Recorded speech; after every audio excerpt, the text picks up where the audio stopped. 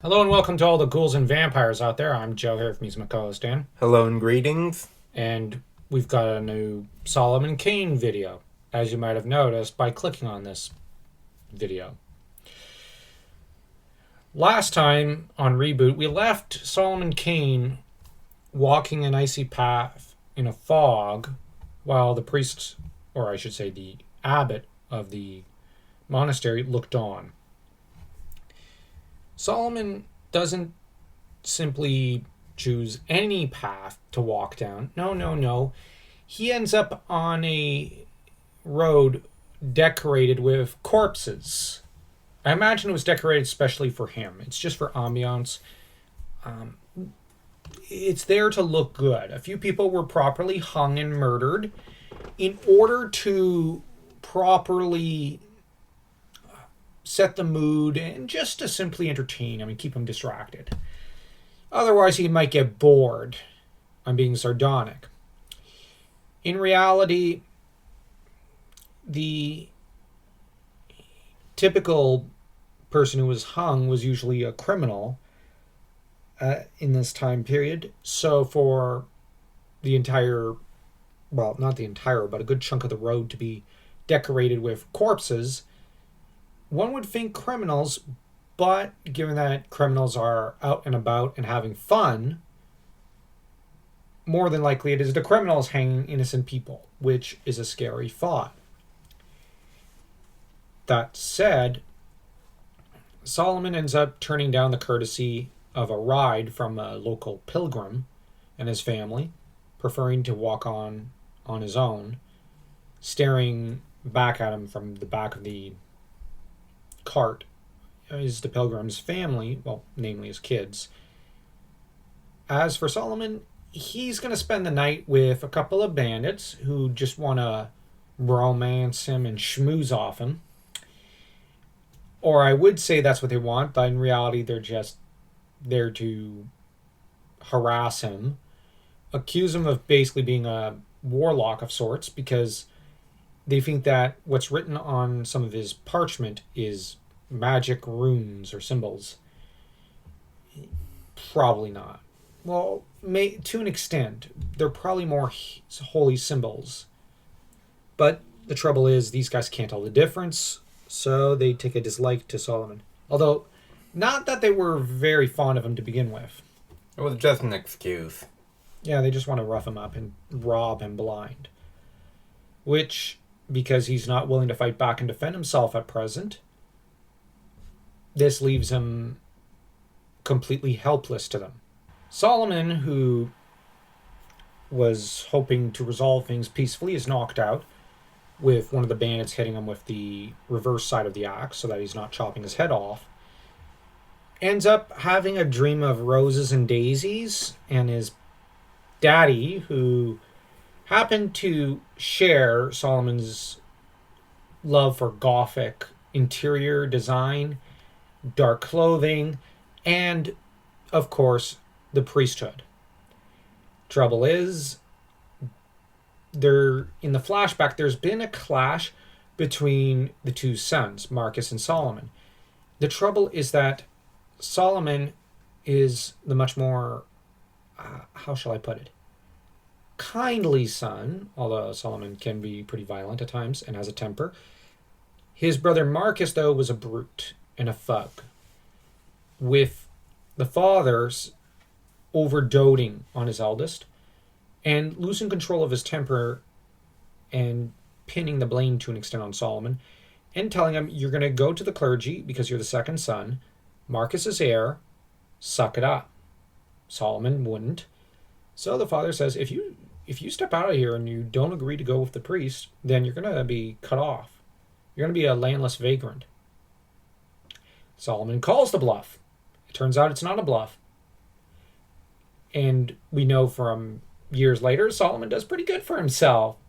So he didn't really need daddy's money. Which, that's not something you'd say about a lot of nobles in history. Most of them, when cut off, typically came crawling back to daddy.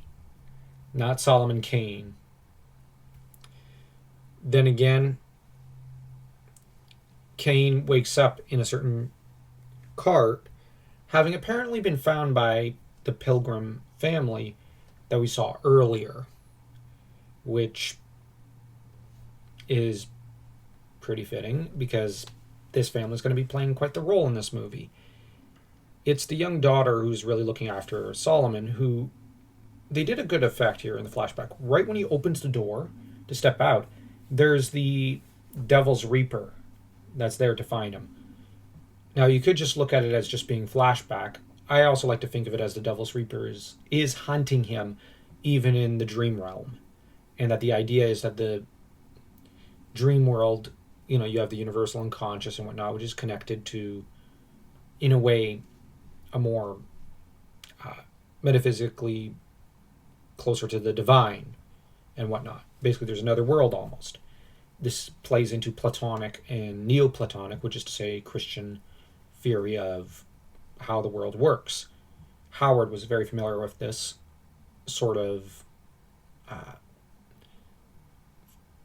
academia and scholarship, so was Tolkien. And I think that with Solomon Kane, this kind of works well. He no longer has the protection of the Abbey shielding him from being found and tracked. And I think that now that he's out in the world, he no longer has that protection. It means he's exposed. And since he's exposed to the danger of being tracked down by the Devil's Reaper, he's now got to sink or swim on his own. The Pilgrim introduces himself as William and his daughter as Mary. And we, in the next scene, find out his youngest son is, I believe, Samuel. And this family obviously cares for Solomon in his feverish illness. However, they also insist on giving him the kind of hospitality you'd give a family member so that they don't really want him working because he's been sick and kind of bloodied up. But Solomon Kane, ever stubborn and not really one for idleness, decides, screw that, I'm going to go clean up, wash up, and then lend a helping hand. At first glance, this seems like a pretty mundane, dull family with mama and papa, eldest son, middle daughter, and youngest son. But they actually each have they did give the eldest son a lot more of a backstory than what you might assume at first glance.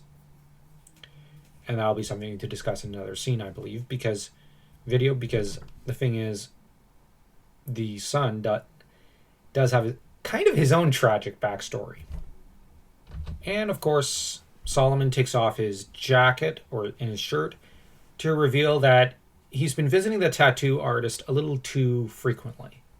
A nice canvas of tattoos. Very beautifully done. How very Scottish of him. But unfortunately, this isn't the era of the Picts.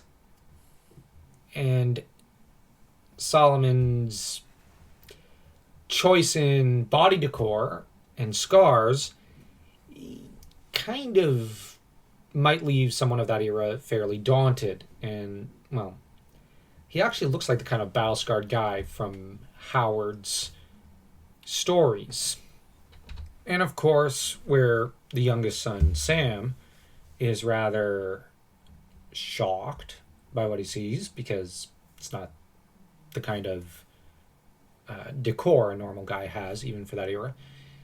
Mary's rather impressed and pleased with what she sees because dude's muscular and he looks like James Purefoy, so of course she's pleased. But that said, let's just get into the names for a minute. The scriptwriter and director did a good job in the selection of names, just because you have William, which this kind of harkens back to Guillaume le Conquérant, who conquered Angleterre. But more than that, you have Mary, Samuel. These are very biblical names. And, of course, we all know Solomon. So, overall, they're sticking with very Christian names and names that do harken back to the Bible a little. Which, like I said, is fitting because people back then named their kids that sort of thing, not stupid names like Anakin, which I'm a Star Wars fan, but if you name your kid Anakin or Obi-Wan or or Kal-El, you're kind of asking for them to be swirlied and bullied their entire lives.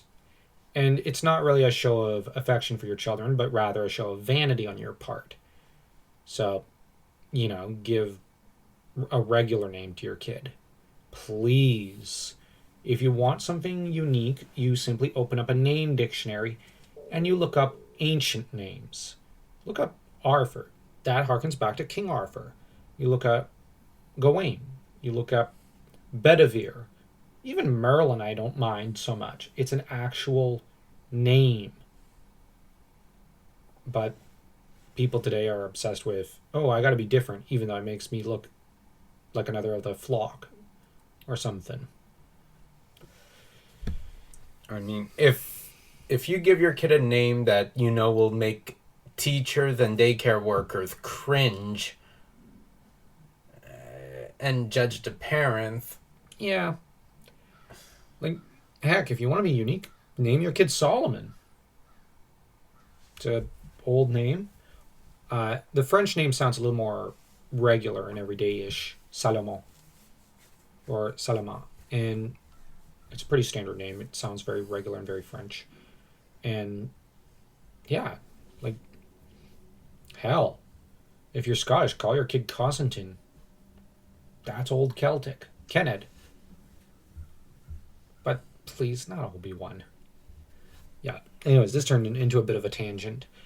Anyways, yeah. So the next scene's going to involve family dinner time, which we'll get to next time, which will hopefully be sooner than what it's generally been. But hopefully before or after that, we'll have another Universal Monster movie review out. Because, you know what, let's fill this season up with Universal reviews.